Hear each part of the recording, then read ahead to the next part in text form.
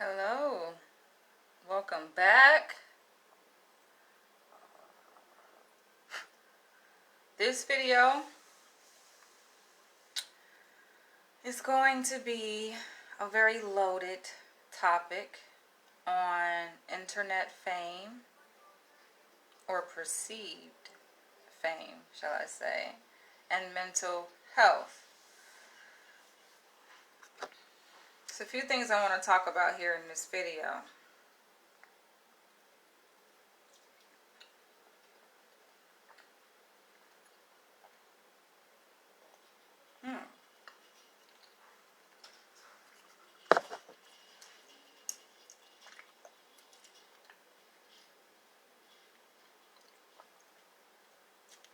There's a lot going on here in New York City. I was walking through Harlem yesterday, and this complex caught on fire. I don't think it was by mistake, though. I think someone threw a firebomb in there. Caught on fire. It's craziness happening. Right there where Mana's is. Mana's restaurant.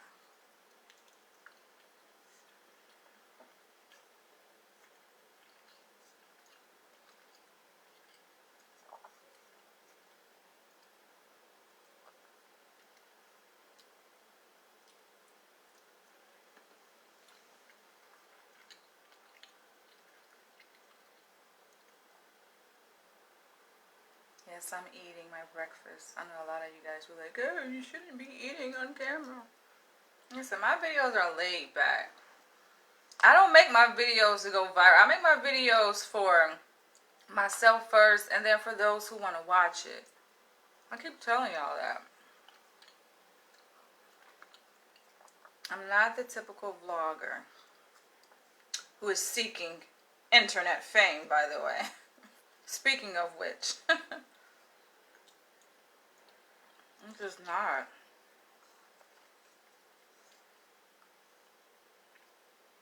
Alright. I'm seeking to multitask in this video because, as you can see, I'm wearing a towel on my head. It's because I just finished dyeing my hair.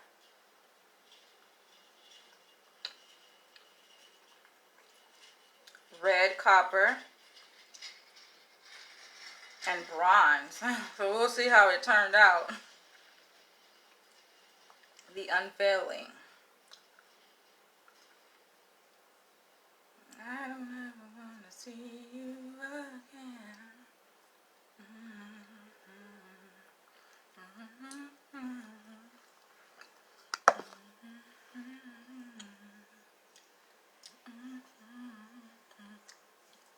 For those of us vloggers who have a very small, intimate size following, we should be very grateful and thankful. I swear, it's something that, there's something that goes off in a person's brain, right? In their psyche when they reach a certain size following. When they reach a certain degree of success, quote unquote. Something that switches off. So we should be very grateful and thankful of our small, intimate size following. And that we aren't known by that many people.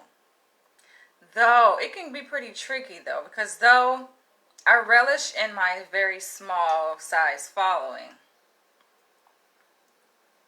Oh, I just got a notification that I'm live, but it said I went live 4 minutes ago. Yo, Facebook is meta, whatever you want to call it, is tripping. But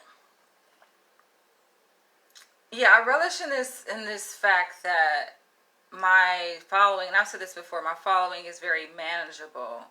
Though it can be pretty tricky, though, because some videos, I mean, you just don't have control over. They go viral, and when they go viral, it's just like people find out about you, right? So I'm going to talk about first of all, what is internet fame, right? And how it affects us on an unveiling. It's probably difficult to see the actual color because my lighting situation is a bit, it sucks. But how this internet fame success affects people on an individual level, how it affects a person's psyche, and how it affects those around them. I don't think it gets enough attention. I think we just get caught up in social media. Yo, social media can be a blessing, but I think we don't talk about how it's a curse. It's a curse too. Let's see, put this here.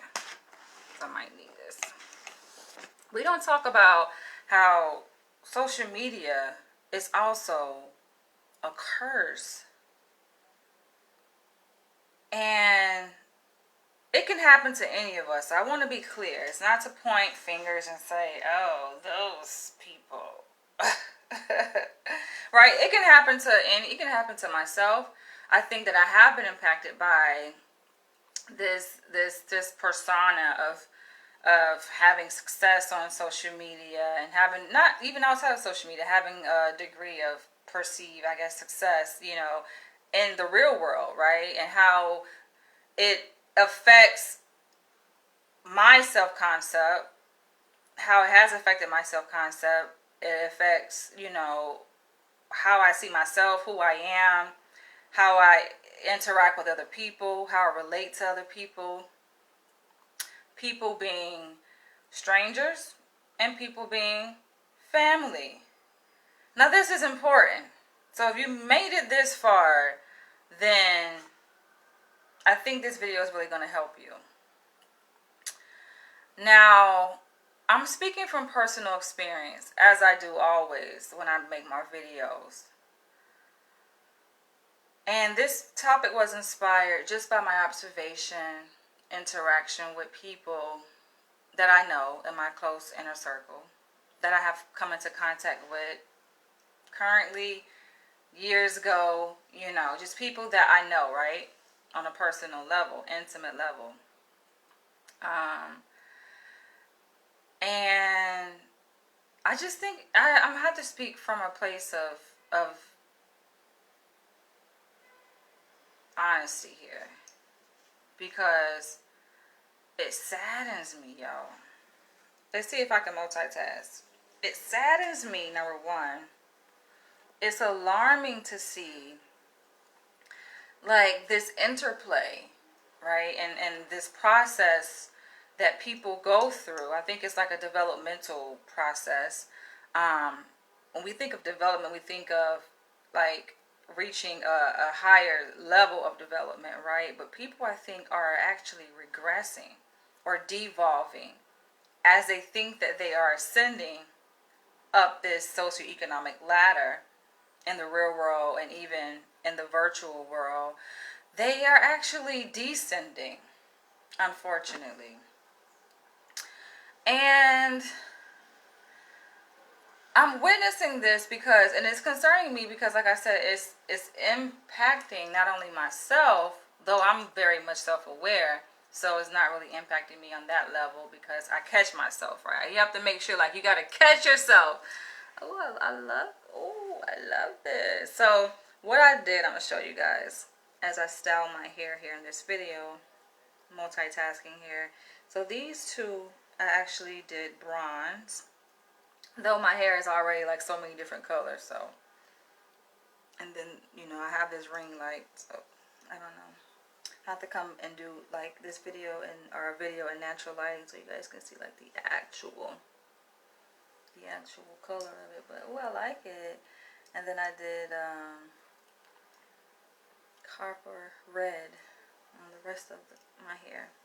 So it's like I want to put some tea tree oil on my hair. Of course, living out in New York City. I live in New York now. I live in smack dead in the middle. People always ask me, where do you live? I live in Manhattan. And it kind of just happened. I've told a story about this before, how I just kind of like ended up in Upper East Side. Not even knowing what this neighborhood really was and what it was about. I just kind of like, this is kind of how the universe placed me. And I also live in Hollywood, California.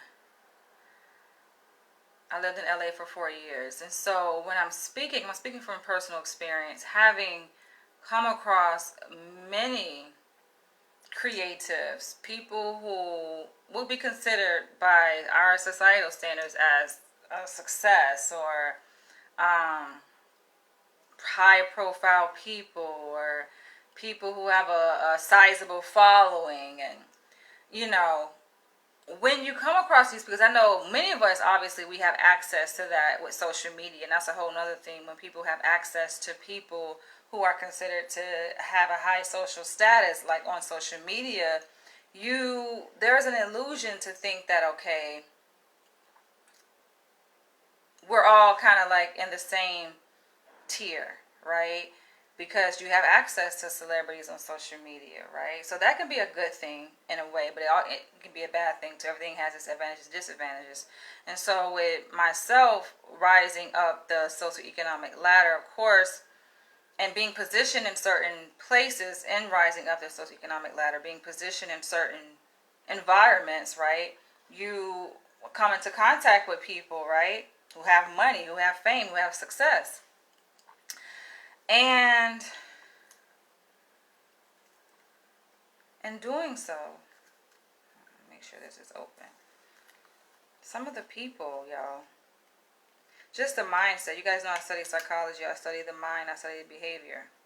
So it's hard to ignore it, right? It's hard for me to not really notice it. And for me, my work is my work when I do it professionally, right? That's my work. I like to kind of like compartmentalize my professional life from my personal life. So it's not like I'm in my personal life trying to change people or correct. Like, I let people be themselves, be yourself, but I'm also mindful and aware, like, okay, things that could be of concern, things that are like red flags, things that, let's say if I was working and if I was at work in a professional setting, this is something that would be of clinical concern. Things that I see, let's say, in people around me, friends, so to speak, who have reached a certain social status, right? Seeing how their mental health is impacted by this. Seeing how not only their mental health is impacted, but those people around them are impacted by this. It's disheartening. But not only that, but to see that they're unaware of it, yo. So like they say, the first step to change is admitting, right? You need to. But how can you admit it if you don't know, if you're unaware? So many people are unaware. They know, I think they're aware that, okay, something feels not right within me, right? Something feels different. Something feels like I feel bad. People can say, oh, I feel bad, or I feel sad, or I feel tired. Damn, I sleep 7-8 hours, but I still wake up feeling tired. Or I have trouble sleeping. People can say those things, but then when you get into asking them why, the why question, that's where they stumble. They're like, I don't know. So they don't have the insight. They don't have the self-awareness. They literally don't know, right? And I'm just like, yo, I see this in people that I know that are close to me. And for me, I fall back. Like, listen, I am not the one to sit up here and try to wake a person up, right? Like, I do videos and I enlighten you guys, and for those who want to watch, listen, you watch. But in terms of my inner circle, some people do it, right? They like call people out and be like, yo, let me have a talk to you, which and this and the other. It's like, for what? Because people have to be in a position to want to receive it.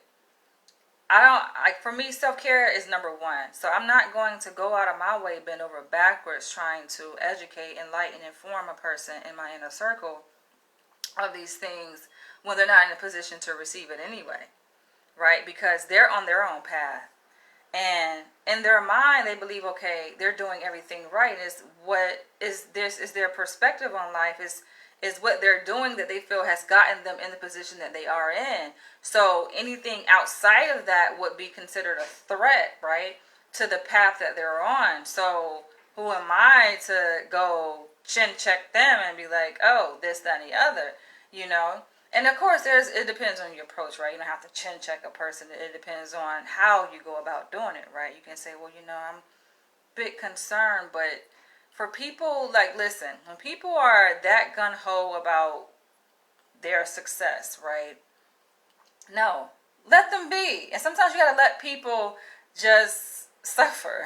Let people learn from their own mistakes. So I like that approach, right? And some people may say, well, if you're their friend, you don't just watch them burn. No.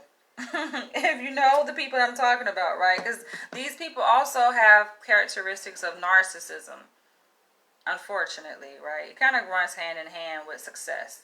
So it's not uncommon that you see a person who is highly successful, right, by societal standards. That also, struggles with narcissism, this grandiosity, thinking that they're higher than thou, right? It's an illusion, of course. Especially with social media. Social media heightens it up even more, but it's definitely an illusion.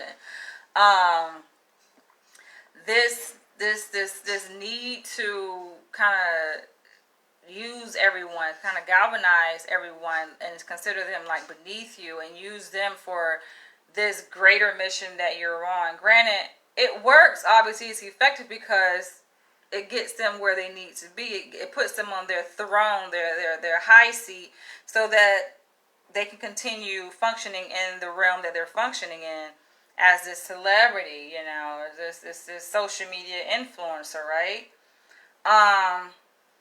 But it's important to look at like all aspects of a person's like identity, right? Their state of being, to see, well, okay, it's working in this aspect, but what's suffering, right? What is it? What is the detriment to it?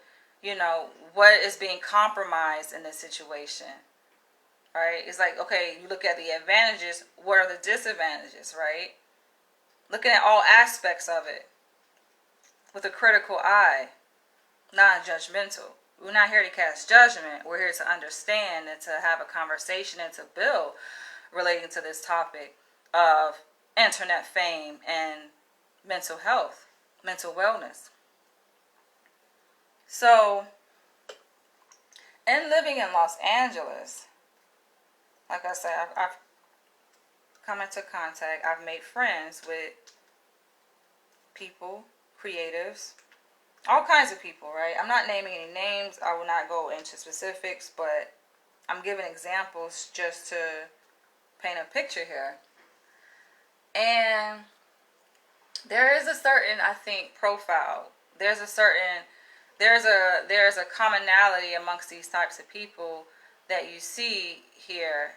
And people who live in LA know exactly what I'm talking about too, right? Like, there's a reason why I came back to New York. That's the second time I saw that guy ride by on this fucking skateboard, yo.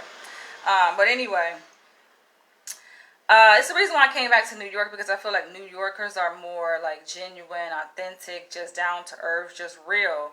Whereas like LA, yo, that superficiality shit. Granted, I'm a hardworking person, right? I strive for success, right? Like, that's inbred within me because that's who my father was, and my mother also, just working hard, just always working towards a goal, wanting to achieve more, So that's in me, right? But if you're not careful, yo, that shit can eat you alive. That's what this video is about. It can eat you alive.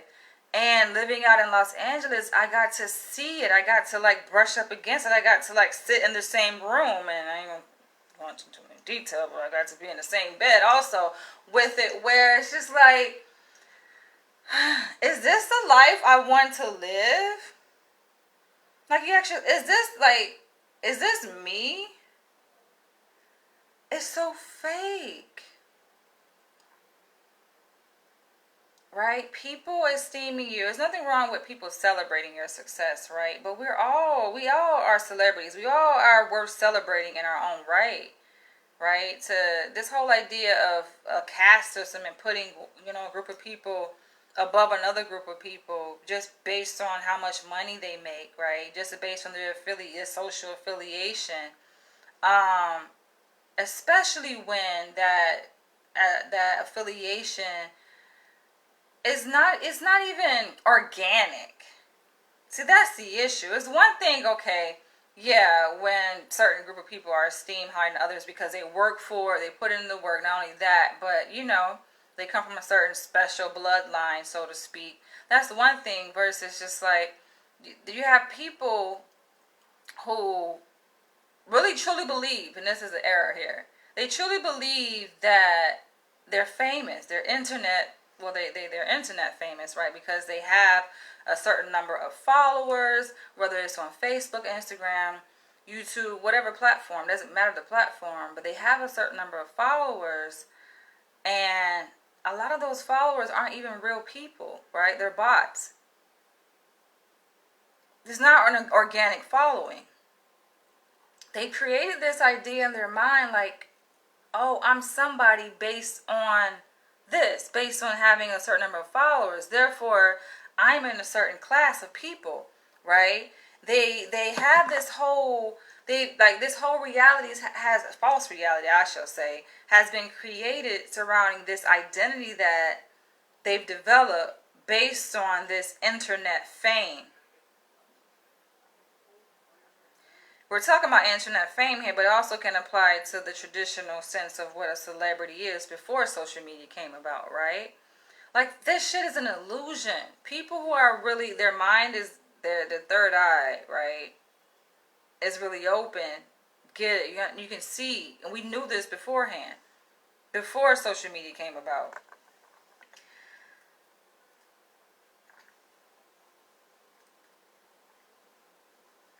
People don't understand there is a hidden hand in all of this.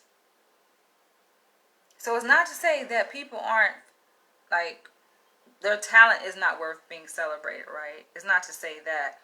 But everyone knows that there's an engine. And I've got a taste of this too. Where, even celebrities know it. People who are like, you're really paying attention. Because if you really pay attention to your development as a celebrity or a successful person, whatever have you, you really pay attention, you'll see like there comes a point in that where you can, like, there's something behind it, right? And I know some people attribute it to, oh, it's God, it's the universe. But in a tangible, practical sense, there is a system behind your success. There's a system behind, especially when we're talking about internet fame, there is something that is making people famous, right? Now, this may break a lot of hearts for people who feel like, they should own their success. Yeah, you own your success, sure enough, right? You own it because you feel like, okay, you're talented, you brought something to it. But no, there are reasons why certain videos, I've seen this within my own channel, there are reasons why certain videos go viral and others don't. And you think, oh, it's your content. You think, oh, maybe something I said in the video. Yeah, alongside something choosing that video to go viral. These some call an algorithm, right? But don't think that you have full control over your success as a social media influencer, right? Or internet famous person, because you don't. You have to be aware that there's a hidden hand using and controlling you. At one point, yeah, before they know who you are, or I don't know, we can say before they know who you are because they know who everyone is, right? But before you became a deal to them, right? Before you became a factor, let's say, you were doing it, you were grinding, and then something changed. Something went off and you're like, oh, wow, I'm getting a lot of views. I'm getting a lot of subscribers, of followers. Did it not occur to you that there is something out there beyond you that is contributing to that? Perhaps it didn't. If you're not aware, though, like you make the mistake and you own it and think that it's just you, then it's difficult for you to be able to understand anything else I'm going to say here in this video, because you think it's just all you. So it's like, I think there's a bit of cognitive dissonance that people may be experiencing in watching and listening to this video here. You think it's all you. Okay, you think, take sole responsibility for your success. We're not talking about the fact that, of course, there are people who are supporting you, right? People that you think are supporting you anyway. But yeah, going back to my experience, right, in LA, and looking at the mindset, and these are good people. I think all people are good people at their core. I've said this many a times before. Putting tea tree oil on my scalp. I said this many times before. I think all people are good people. That's just my philosophy. All people are good people. But yo, I see the minds. I'm just like, oh my gosh. It's like, somebody save them. I hope they can save themselves, though. I'm not here to save anyone. You gotta save your goddamn self, right? But they're on a path to destruction. They're already destroying themselves. They have become a slave to this idea of success. Yo, I've witnessed it. I have friends. These people are still my friends, so to speak, right? I know people. Like, I can call them right now. I don't do that here on social media, but I can call them right now and have a whole conversation with these people, yo. So when I say that I know them, I truly do know them. It's not in the social media sense. People say, well, I know this person just because you follow them on social media. No, what I'm talking about, these are people, like I say, that I know. I've been up in their home. Some, I've been in their bed. I'm just joking. I'm joking. I don't want to put too much oil. Let me do this. I can multitask, but I like to give a lot of attention to what am I doing, like, especially when it comes to my hair. Special attention. My attention now is somewhat divided because I'm doing this video. Well, this shit gonna be fire. Okay, so I know them, right? And I'm thinking of one person where I don't know if you want to call it work ethic, or just being caught up in the matrix. But part of me had much reverence for his tenacity, because that's something that I resonate with. Like, clearly you gotta be a hard worker to get a fucking PhD, hard working person. But a part of me was just like, yo, are you okay? Where does self-care come in the picture, right? You don't get any sleep. You're working so hard. You're so driven towards success and making money, and that he has made and he's continuing to make. But it's just like, when do you sleep? You wake up religiously every fucking morning at a certain time. You go to bed very late. You're only sleeping a few hours a night. Eating habits are fucking poor. You putting in these substances in your body, living that rock star lifestyle. Meanwhile, your ass is not in your 20s no more. You know what I'm saying? And it's just like, people have to learn the hard way. Listen, a lot of people are very resistant to change. They feel like, I got where I am because I must have been doing something right. I don't care to hear what you got to say because I must be doing something right. You let those people learn from their own mistakes, right? unless they stumble across my video. This is where I feel like I'm of service to those people in my inner circle, because they know my social, they know my name, they know my social media, they know my website, they know a lot of things about me, right? So if they feel it resonates with them and they want to take chew off the meat and throw out the bone, they feel like there's something here, then they can. My videos are public, right? So it's there for them if they feel like it resonates with them, right? But it's everyone's individual choice, and it concerned me.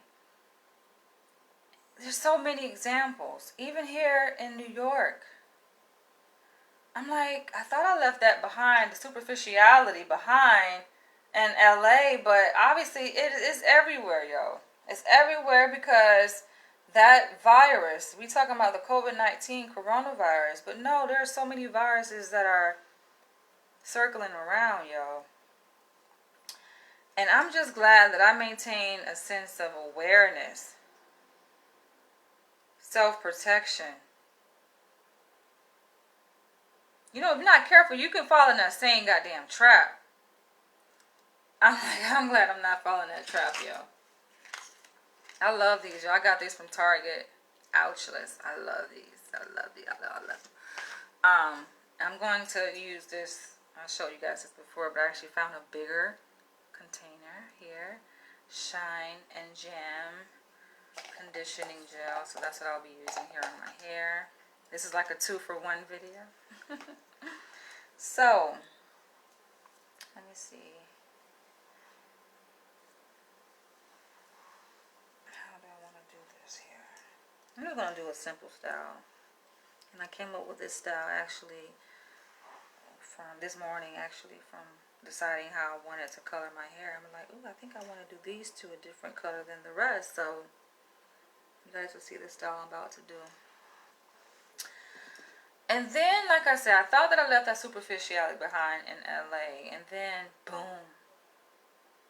But I guess I'm going to come across these superficial people because of who I am. Not that I'm superficial, but because of my degree of so-called success. You kind of attract successful people. Like, people in your tax bracket. People who share the same socioeconomic status as yourself, right? So many things are popping up in my mind, right? It also kind of reminds me of course, conversations I've had with you guys about this whole idea of hypergamy, dating up, and and I get comments from a few of you guys who like, oh, you should just date a blue collar worker. You should, as if I have like criteria where you guys assume a lot, right? You guys assume that just because I'm a PhD holder that, oh, I only date PhDs. I only date people who have higher education. Oh. So I knew I would need this. Or I only date, white collar workers. And that's just a clear assumption. That's not fact. And so I just find that interesting, right? And having this conversation, it just kind of reminds me of that.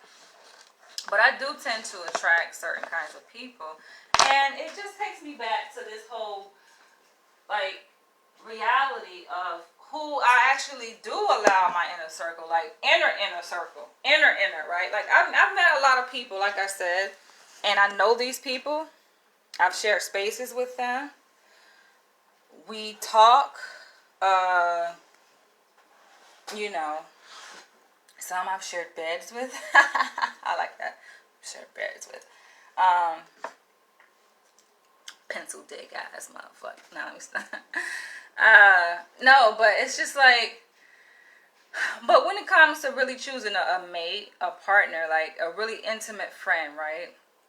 A truly like a real companion, I'm selective, yo. It goes deeper than the superficiality of, you gotta be financially stable, you gotta.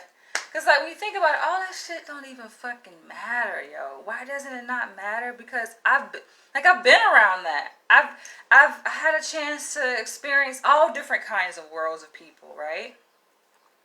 And when all boils down to it, it's just like, Nah, I don't want to spend the rest of my life with someone like that because it's just I need a brother who is woke, and even the wokest of the woke people, right? And I know that you guys seen me kind of glamorize Dr. Umar Johnson, and granted, I still support him. I like the work he does, but at the same time, I think I'm coming to terms with when a person, like, when you actually get to really know a person, you see like you get turned off by them because of their beliefs, right? And I'm not about to go into detail. You guys gotta go watch that video that I did on Dr. Umar Johnson recently, and I asked the question: does he need to take a break? Do we need a new Pan African leader? Because even within his psyche, I began to see things. And sometimes you know too much. Sometimes it's better, like I said, ignorance is bliss, right? So perhaps I would probably be married with fucking 10 kids by now. If I didn't know so fucking much. I know too goddamn much. So that means, of course, I have my guard up and I don't settle for bullshit. And I'd just rather be single. But, yeah, you just know. You see through it and you're just like, nah. You see, it's like I said, I premised this video by saying, as there's a correlation. It's like as you rise up that socioeconomic ladder, you go higher and higher. For me, you become less attractive in the sense where it has an effect. If it has an effect on your psyche and you're not well aware of it. Now, if you rising up and you're well aware of it and you see through the bullshit, then okay, you good. But a lot of people, as they rise up, they don't see how they become slaves to this fucking illusion of success and being rich. I don't want to become a slave to that shit, yo. I do not want to become a slave to that. And you see how that illusion becomes a delusion for them, and it negatively impacts on their psyche, but their interaction with other people. That's where it becomes problematic.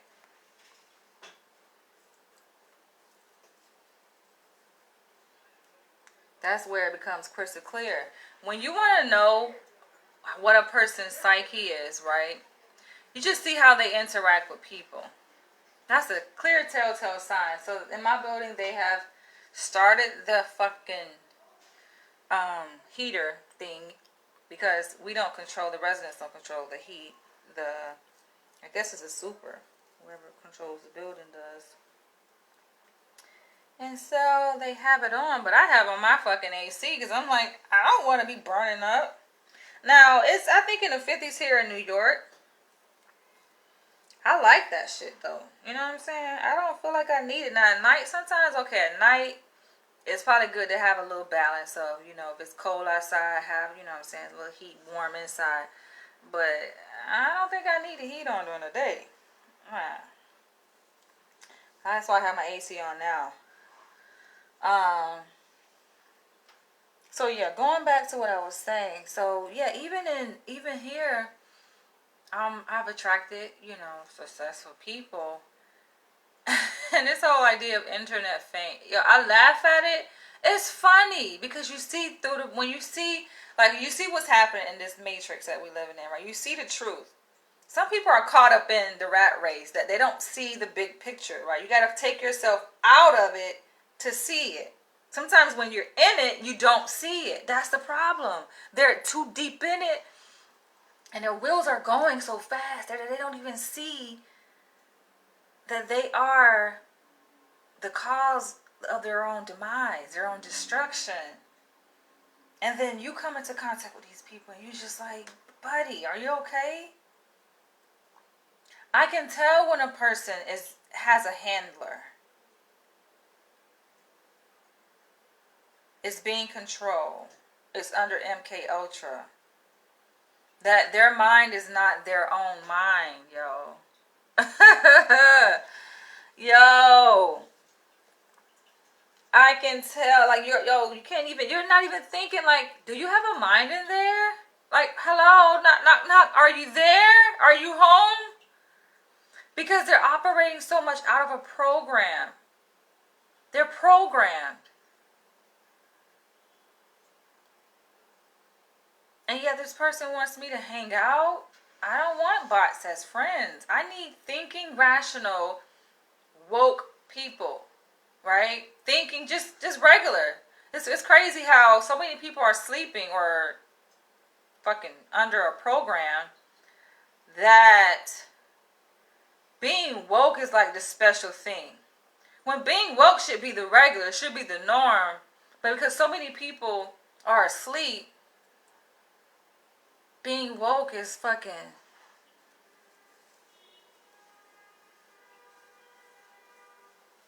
Let's see here.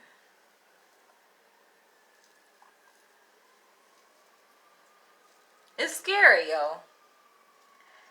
So I can tell when a person is under like MK Ultra or a certain kind of programming, right? Where like they're operating out of someone else's mind. Like that cannot be your mind. First of all, especially if you're a melanated being. If you're black, you're African, whatever you want to call us, right? That's not your mind. We don't operate like that. There's a certain culture, heritage that we embody as melanated people, spiritual beings. And to, yes, don't get me wrong. We live in a certain context where, of course, cash is king. You need money to survive, right? At least you've been programmed and conditioned to believe that you need money to survive. So you're on this race, right? And time is money kind of thing, right? I'm not negligent to that fact that reality still is a backdrop of our lives, unfortunately. But it's important as people, spiritual beings, right? Self-respecting, self-preserving people, that you have your eyes open, that you think and you catch yourself and you're like, wait a minute, what am I doing? Am I sacrificing?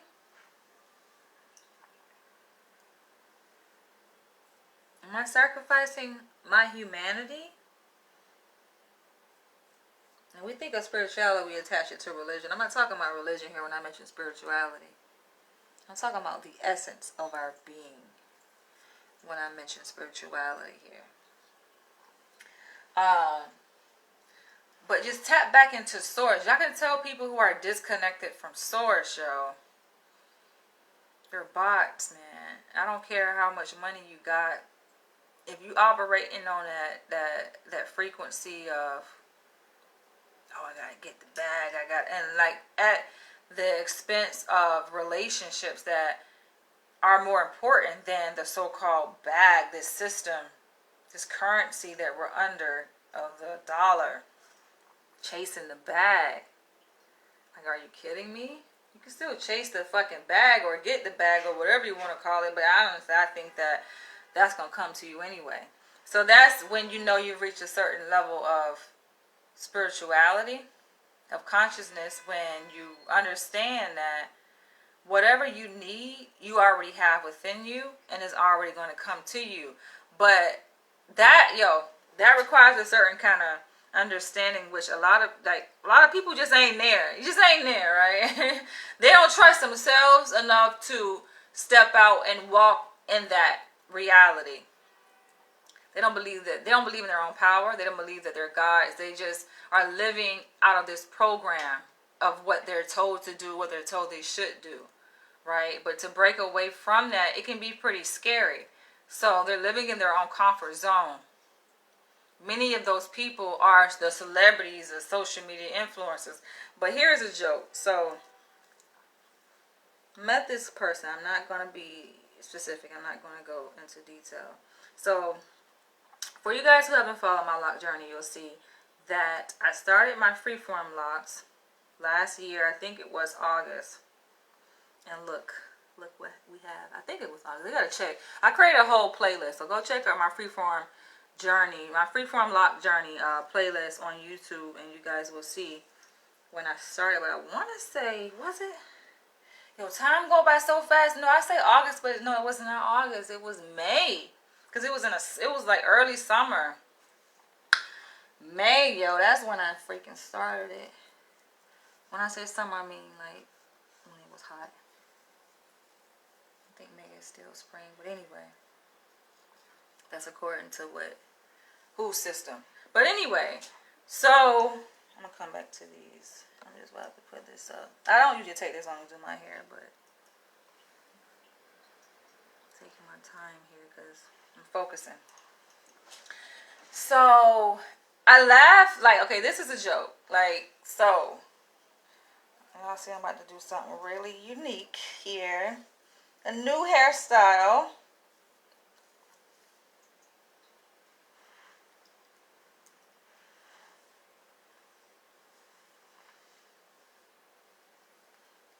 I mean, it's a joke. I make fun, but it's still sad because, like I said, we're talking about mental health, right?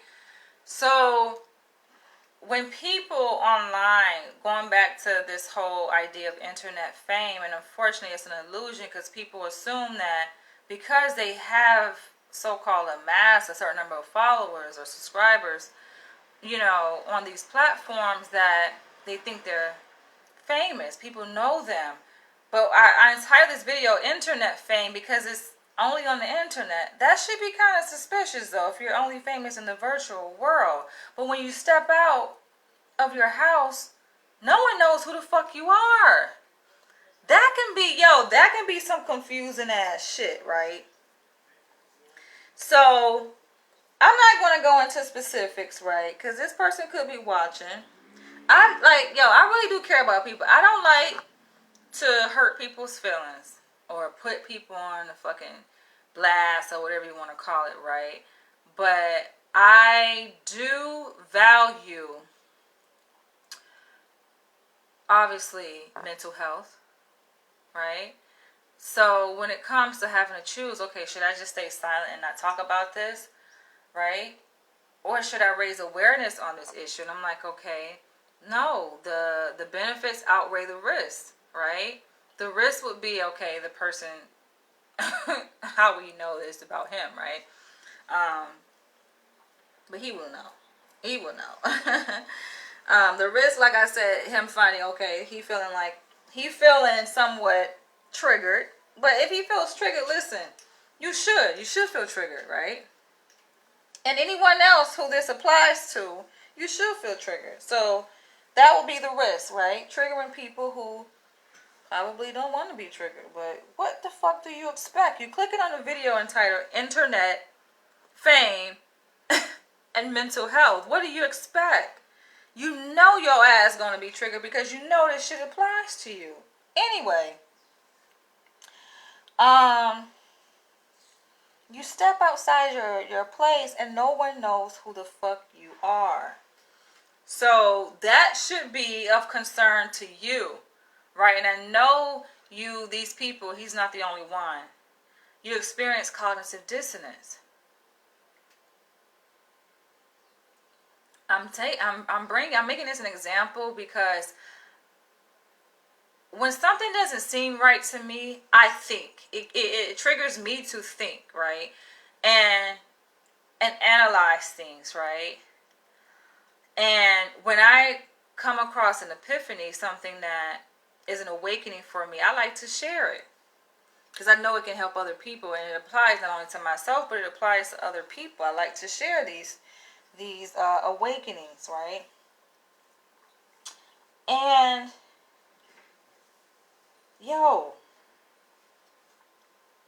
it made perfect sense.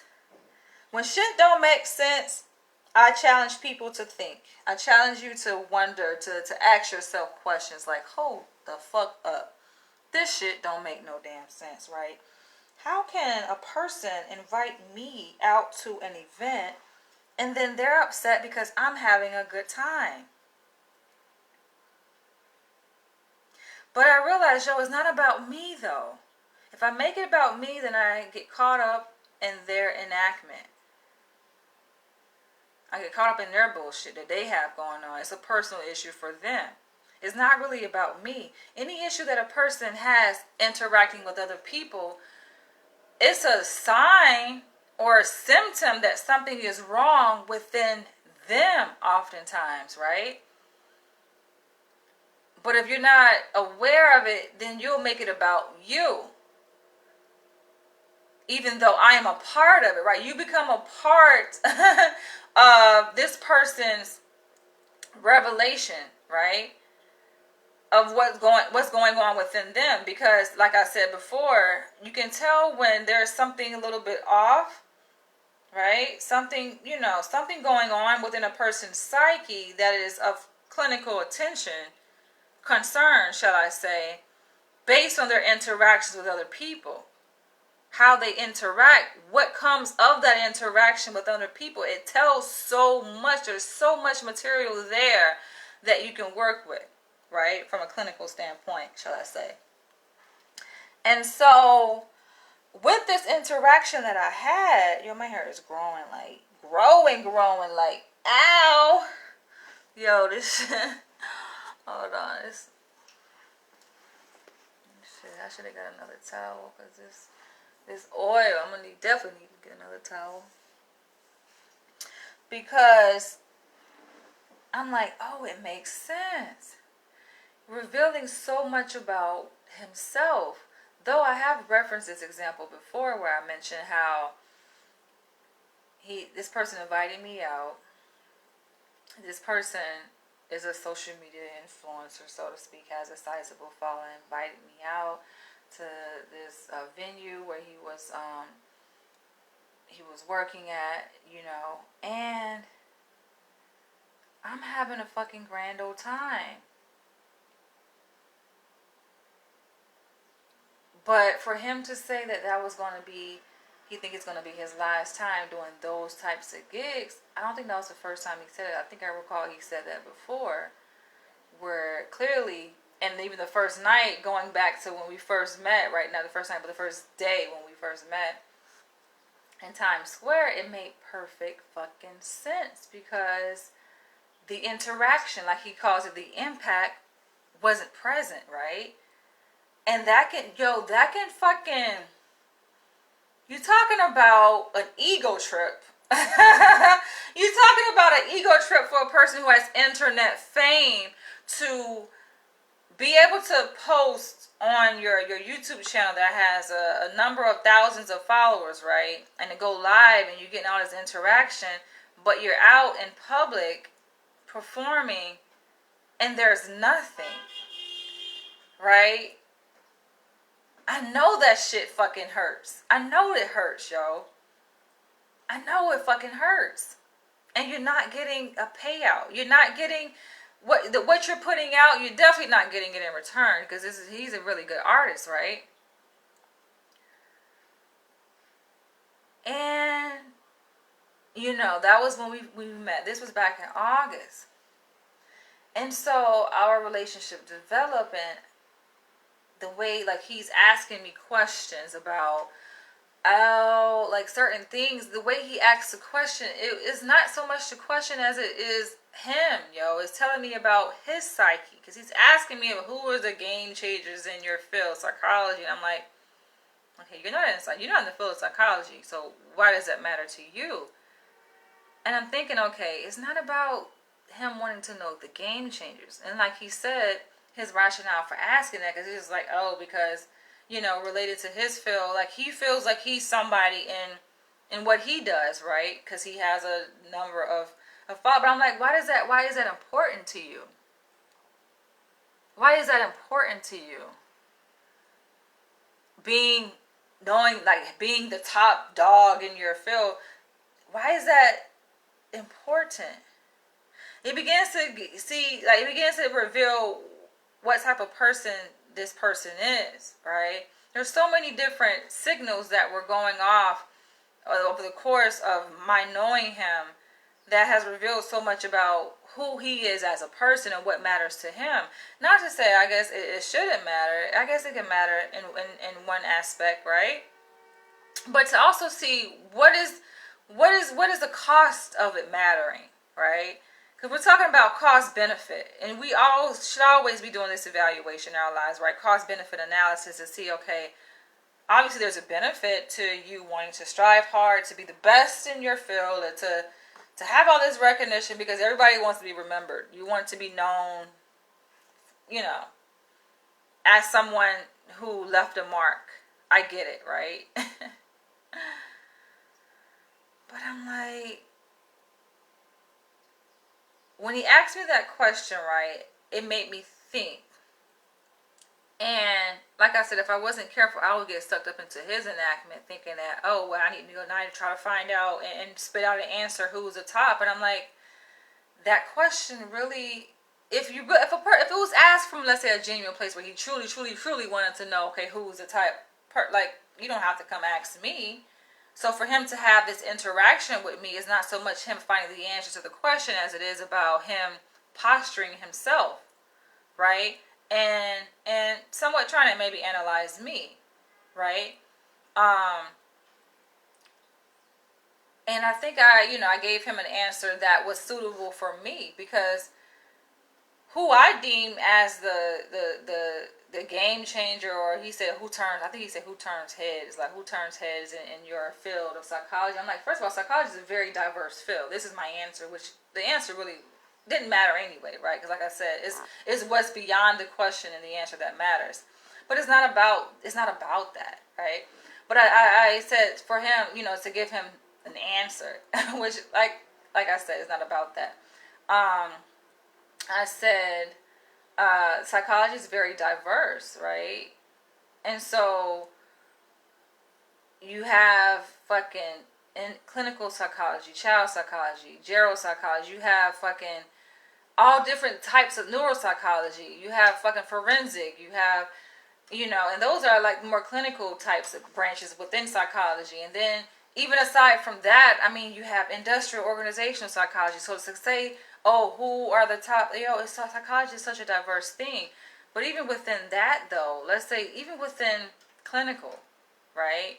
Looking at adult, it's still so many different sects within that, because there's so many different approaches to psychology, especially when it comes to treatment within a clinical population, right? And even within that, I mean, I'm more African-centered psychologist. So, of course, the names I'm going to spit out should be clear as fucking day.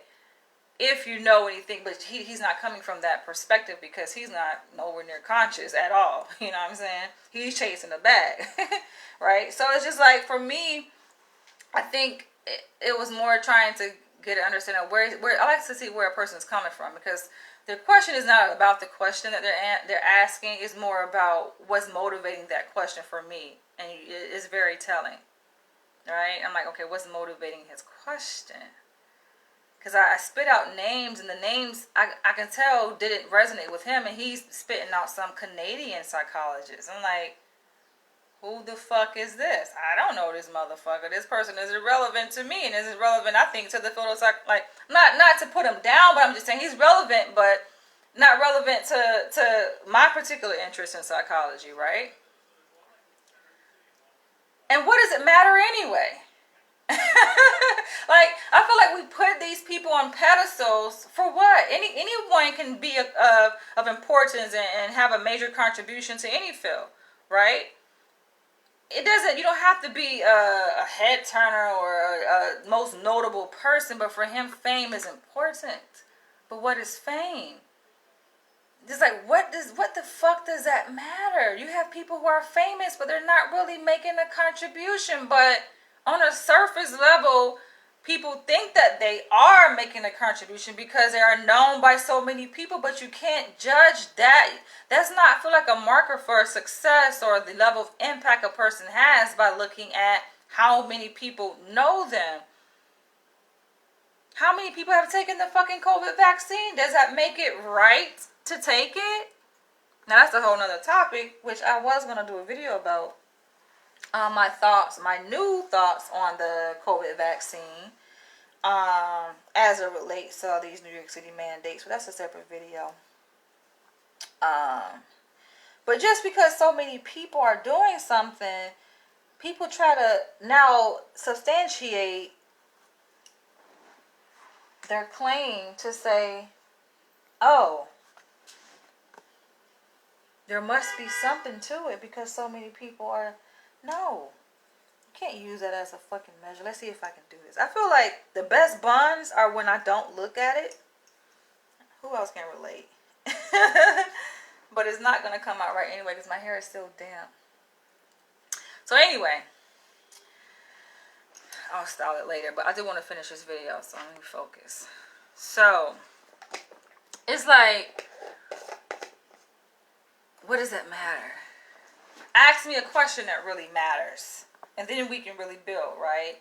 And so I think that's where a lot of the conflict, I think, is coming. And it's coming in our interaction because of his programming and him not being woke. We're not vibrating on the same frequency. So, of course, we're going to have conflict. I give him pushback every time because I want him to be aware of where his line of questioning is coming from. Sometimes you try to wake people up, right? So it's not that I'm totally dismissing him and not trying to reach out and touch his ass, right? Because I have, and I think it has sparked a degree of curiosity in him to want to know more about me and where my motivations are coming from, what's motivating me, and the way I respond and interact with him. I'm using this scenario as an example to illustrate my point here.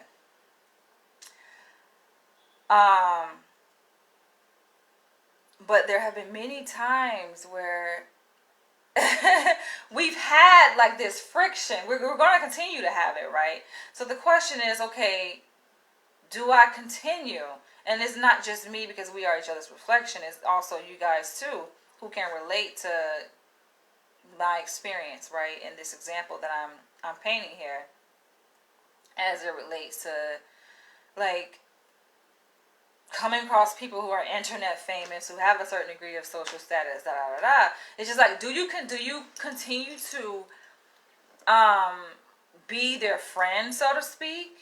Because like I'm a person. I am in a world by myself, so to speak. Hence the name of my YouTube channel, Danny's World. But no, I kind of am, right? I mean, I live in this macrocosm of a society that we all live in, but I also kind of have my own world that I also live in, and I feel good in this world that I live in, right? Sometimes I invite people into my space, my world. We interact. Doesn't work out for many different reasons, and we go our separate ways, and I'm okay with that, right? Some people are okay with just being alone. It's not a problem per se. You know what I'm saying? To just exist in the world. You're not really alone though, right? Because especially living in New York City, fucking that should go without saying. You're never fucking alone in this motherfucker. It kind of reminds me of a recent conversation I had with my father. He called me. He was just like, "Oh, what you doing?" I'm like, "I'm out. You know, I'm walking the streets of New York and Manhattan." He was like, "You got kind of concerned, like you out? I'm good." More people, it kind of correlates with more safety. That's where people misinterpret New York because they think, "Oh, more people is dangerous." I don't perceive the world in that way.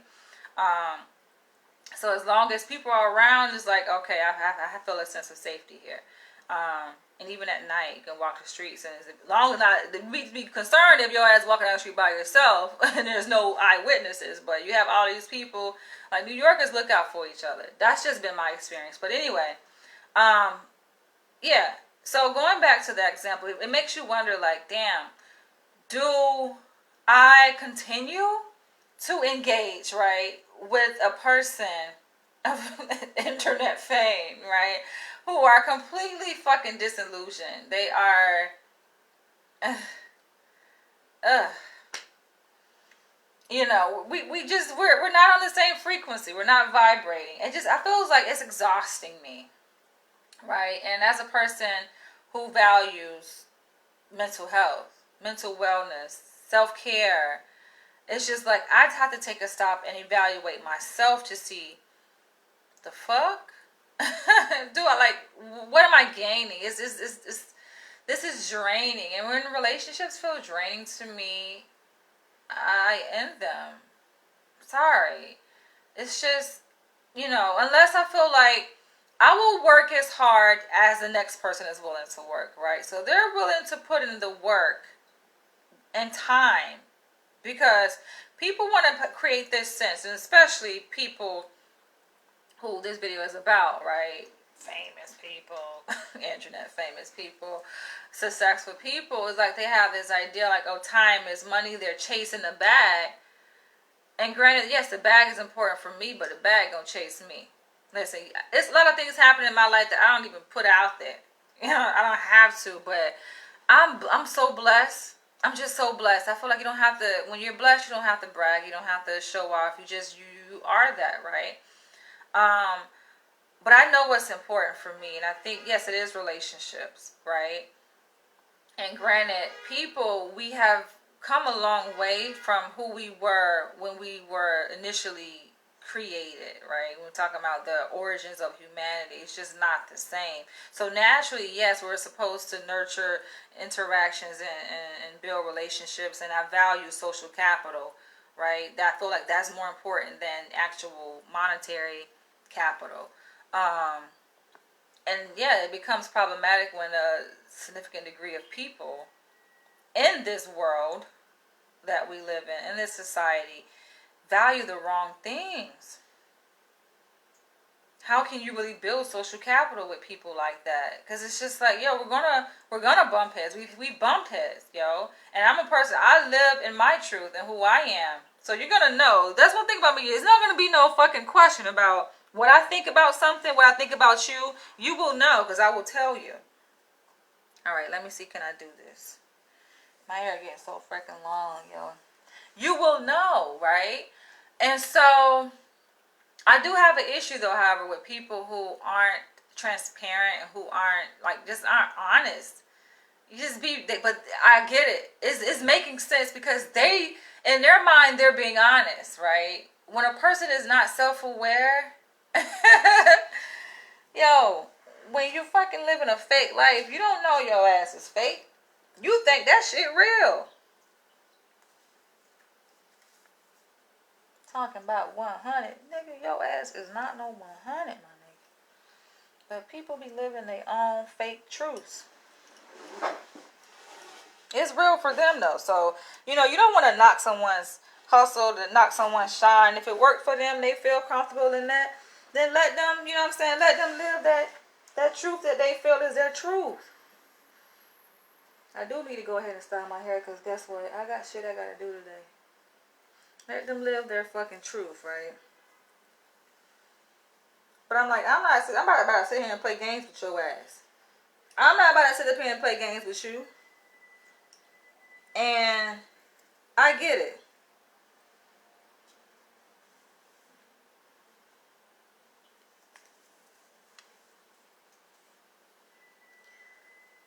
Yo, it's funny because I just did it. Okay, there we go. Hold on. I don't know if it's going to come out right. I mean, that's the thing about a bun. The perfect bun is not perfect. It's just not. I like sloppy buns. Not too sloppy though. But I know it's going to be weird anyway. But it was something like this. Yeah, it was something like this. Because this is how I had my hair sectioned off when I was dyeing it. Thank you, Sharonda. When I was dyeing my hair, this is how I had it. So I'm like, oh, that's a new style. So I think I'm going to wear my hair like this today. And the best way to dry your hair is naturally, right? Given that my hair is wet, so definitely can't wait to go out and let my hair air dry. I want to leave it like this, but I feel like it's not fucking steady, yo. It's not steady. There we go. So yeah, another part of me is like, okay, well, maybe I should continue like trying to build with this person, right? Because he has good qualities. And my other my colleague, right, who was in my doctoral program, right, she was like, we're catching up recently, and I told her about him, and she was like, maybe you can change him. There are people that think that people can change people. I'm like, you can't change nobody, right? We can have an influence on someone, but he got to change for himself. He got to come to his own awakening, right? I'm like, I am am not the one to be sitting here trying to change no motherfucking nigga. You know what I'm saying? Fuck, you got women, and that's them. Much respect to them. They stick by these men. Men be jacked the fuck up. Told back in prison. They stay by their side. They get out of prison and they go through being cheated on, and like, I don't know, black women just go through a lot with black men, just going through all that shit. And a lot of times it's like at their own detriment though. Then what happens to you in the end? You know what I'm saying? And I feel like, okay, I'm willing to go to bat for a person if I know that they, like, yo, it has to be mutual on some gang shit. You know what I'm saying? But everybody ain't knowing that degree of loyalty like that.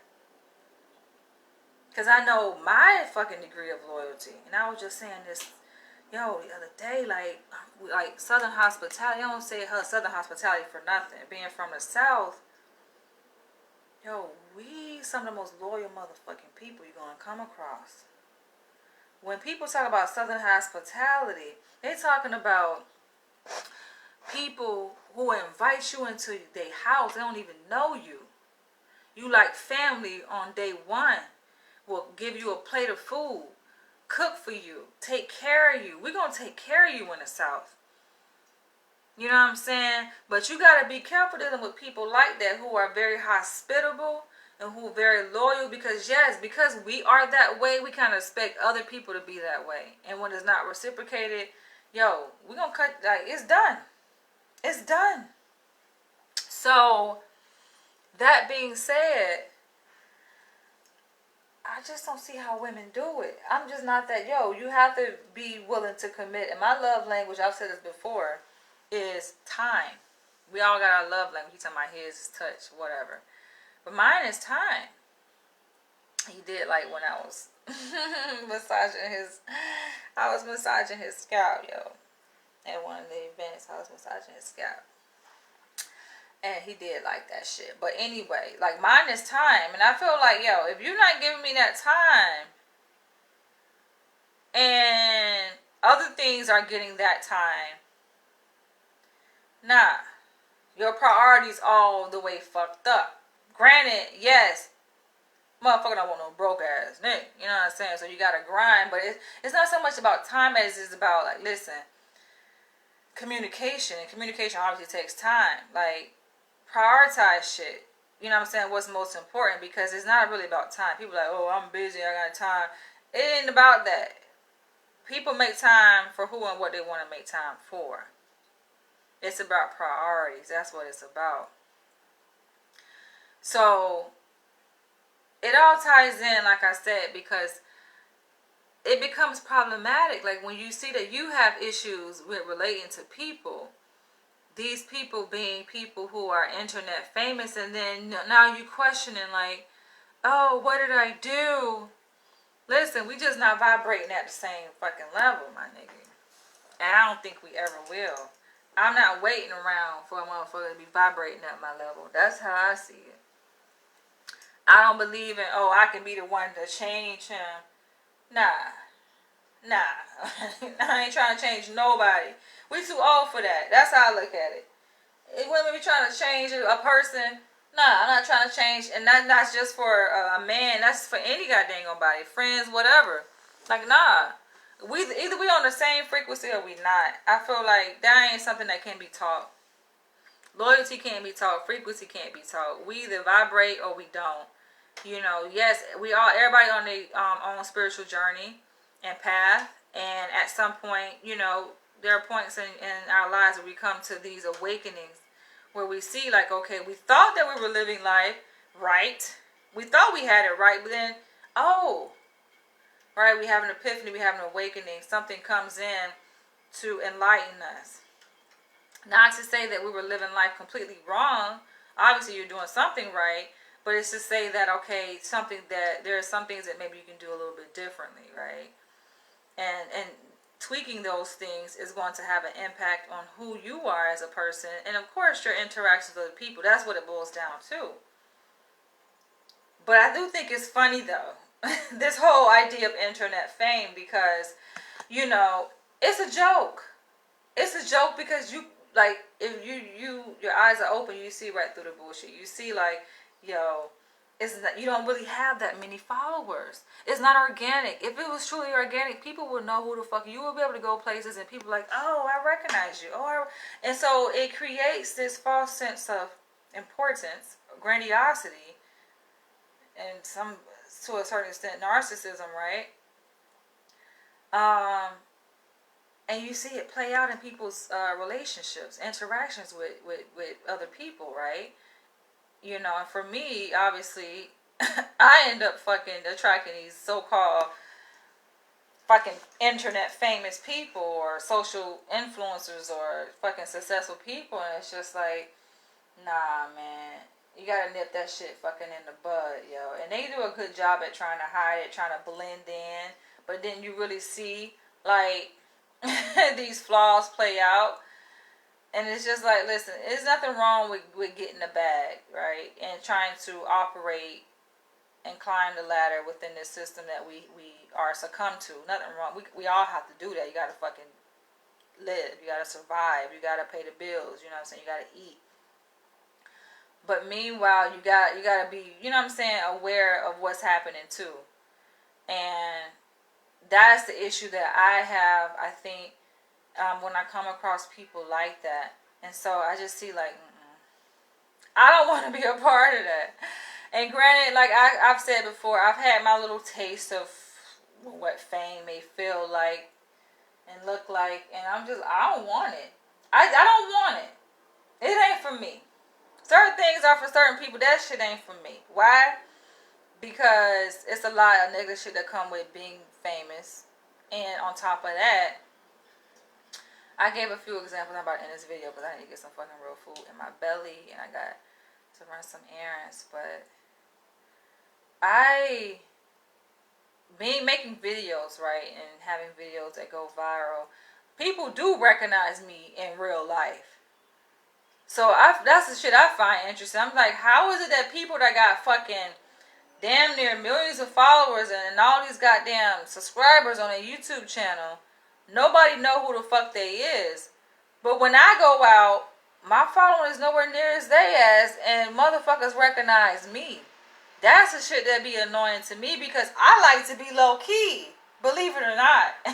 Like, I like to interact with y'all, and like I said, I like that it's a small, intimate sized following because then you start dealing with trolls. And like I said, if you know how the system and the engine work, you know what pushes it. Right, and there's obviously an agenda and a certain narrative attached to that is not in alignment with who I am and my frequency. It's just not. Y'all keep that negativity shit over there. But in living and going through this, right? I have been out here in New York and in LA, and people will recognize me, and not even just that, but on other platforms off of social media. Y'all be on fucking dating sites and motherfuckers like, oh, you got a YouTube channel. I'm just like, no, this cannot be. I want people to know who I am, but I don't want people to know who the fuck I am. Why? Because I want to live a low-key life kind of thing, right? And it's a lot of trouble. Like, people, when you reach a certain status, people think you got money. Motherfuckers just want to try to, you know what I'm saying, bite off of you. I'm experiencing that now. I'm just like, God damn, can I motherfucking get a piece of the pie without motherfuckers wanting to pull for me? Motherfuckers be, yo, and this was not just now, yo. This was before. When people perceive, that's what I'm talking about, internet fame or success. People look at you and like, oh, okay, she's doing well, right? She has a certain size following. I want to collaborate with her, and they get mad when you turn them down. I turn all collaborations down. I don't collaborate with no motherfucking body unless I want to reach out to you and collaborate with you. I have people who have followings 10 times the size of mine want to collaborate with me, and I turn them down. But they take it personal, assuming, oh, I'm turning them down. No, I turn everybody fucking down. I don't want to work with you. I need to know you. I need to know who you are aside from this persona, this facade of being famous, right? No, you gotta be careful. Anybody of business mind, acumen, understand what the fuck I'm talking about. It's not sitting up here, no throwing shade at nobody, nothing like that. But no, you just can't. I'm not thirsty for fucking money. And so that becomes a problem when you got other people want to collaborate with you and they thirsty for this and that and they have different fucking morals and principles than you operate on. Nah. Just recently somebody came to me and I had to fucking, I will block and delete a motherfucker real quick because don't be putting that shit in my goddamn sphere. Sitting here talking about, oh, because he saw my paintings and gonna say, oh, well, I'm from some country, and he said in Africa. That's a red flag right there. Listen, I love Africa and all that, but a lot of motherfuckers be scamming, and we know the American dollar go very long and far over there, right? But he got there talking about collaboration. How are we collaborating? Yo, when we talking about business, business is business. So we talking about business. Don't take this shit personal if you are an African. But he's sitting here talking about looking at my paintings, right? And I said, I've been said this before. Somebody asked me, oh, will I give away my paint? Give away my no, my paintings are from my heart. I made a whole fucking album on my fucking paintings that I've done, African-centered paintings. That's for me. I mean, I of course I post it here and I share it with you guys, but that's for motherfucking me, right? That's like my anti-drug. You know what I'm saying? And I like to have images, positive images around me that I can look at, right? But this person talking about he from, I don't even want to say the country, but he said, I think it was a country in East Africa. I don't even want to say. And he was like, oh, I'm a poet. Can we hear another comment this shit on my motherfucking goddamn shit, yo? Talking about I am a poet and we can collaborate and I can write a poem for each one of your paintings and can you publish it and we can split the split. Nah, bro. I say you're not authorized to use my motherfuckers. I know they try to. You say no, they'll still try to take your shit and use their shit for what they want to use your shit for. You're not authorized to motherfucking do that, and my shit is not for motherfucking sale. You're not authorized to use my shit. You know what I'm saying? And I'm not interested in collaborating with your ass. And if it was, listen, even if I was, let's say hypothetically speaking, if I was. The split wouldn't be no 50-50. I mean, you're not making good logical sense. Not to undermine fucking the quality of his goddamn poems and shit. But I'm like, I'm a writer myself, number one. On top of that, you're asking me to use my paintings, which you know how many hours go into each painting? How many hours take you to write that goddamn poem? You know what I'm saying? That's going to go with the painting. On top of that, you're talking about me publishing and splitting the profits. Oh, that's not equal. Because the payout ain't gonna be the same. How much is the American dollar to your goddamn dollar? That shit don't. No, I'm done. Okay, I don't do collaborations at all. I'm just not. No, I'm not interested in that. Right? I want some other shit. We can collaborate. We motherfucker want to say they collaborate. Let's collaborate on some social entrepreneurship. Some shit that I feel like is going to benefit, you know what I'm saying, black people on the continent and abroad. We want to collaborate. Let's collaborate on that. Motherfucker always trying to get a come up, trying to hustle and shit like that. Listen, ain't nothing wrong with getting, financial resources, because that's a resource that, we all need. But I feel like my antennas go up and I raise caution because you got to take caution with people who just money hungry. And that's just the bottom line of this video, when we're talking about the internet fame and celebrity status and money. People get caught up in that vortex. I kind of stay away from those people because that's a virus. And they don't understand how their mental health is being impacted. They develop this fucking fake identity. And they obviously, I'm going to say this, I want to end this video, right? They have low self-esteem. That's what I've just been seeing. They have low self-esteem. They don't value themselves. They don't. So they overcompensate. And they have to have this fake-ass identity and be known. And have to be at the top of their fucking tier and need all this recognition. And experience cognitive dissonance when they go out and step out of their house and nobody knows who the fuck they is, but they craving for people to know who they are because all these people online know who they are. What, you gotta think about that. How much low self-esteem you gotta have to be in that position where you feel like you need for people to know who the hell you is. I don't need nobody to know who the fuck I am, because I know who I am, right? But that goes to show you don't know who you are. That's a clear indication right there. You're craving to be known because you don't know who you are. If you know who you are, don't worry about it. People gonna know who you are. Don't try to chase fame and want to be known by other people. You don't need that. If that's what you really want, and that's what you know, that you know who you are, you know what you're entitled to, you ain't gotta chase that. You ain't gotta bend over backwards. Motherfuckers be literally losing sleep, slaving, become a slave to fame. Trying to find ways that they can become more famous and make more money, losing sleep. Their health is being compromised. Their relationships are being compromised. And I'm making this video because I know a lot of y'all are already aware of this. You already know it. But let's build a conversation surrounding this, because this is serious, y'all.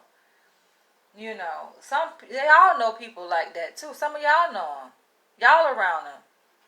You probably want to save those motherfucking people too. You like, damn, but you can't save them. They gotta save themselves. On that note, I'm in this video. I'm gonna catch you guys later. Ooh, I can't wait to go outside. Wait, that step outside. That nice breeze is gonna hit it because it's still damp.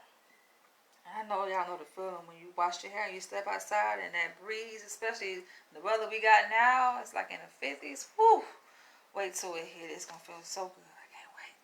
But I will catch you guys later. Love you guys. Feel free to drop your comments below.